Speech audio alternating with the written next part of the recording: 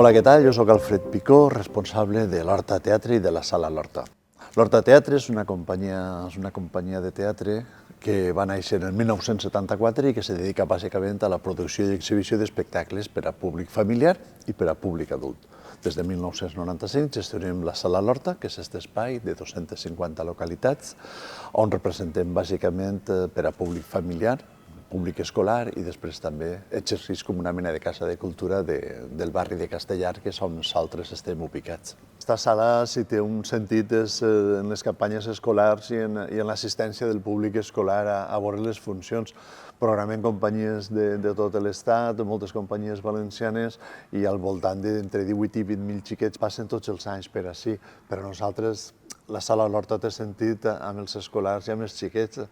Diguem que tenim una certa experiència, això ho hem complementat en els darrers anys, en tallers, en mediació en els col·legis, en mediació en els xiquets, o sigui que hem anat creixent en la mesura en la que este món del públic escolar ens ho ha demandat i estem molt contents perquè hem aconseguit fidelitzar a molts col·legis i a molts mestres, que és l'important. Ha sigut un any i mig complicat en el sentit que complicat per a nosaltres i complicat per a tota la societat, perquè afortunadament nosaltres ens ha tocat la dana, sabem el que és el fang,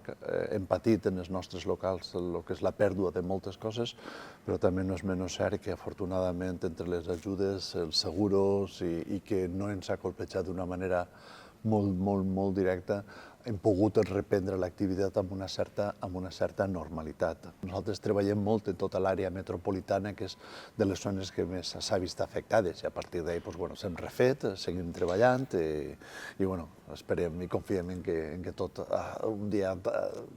torni a tindre una certa normalitat. Quan vas a actuar a un poble i la gent, sigui en mascareta o sigui perquè ha patit la debacle de la pantanada,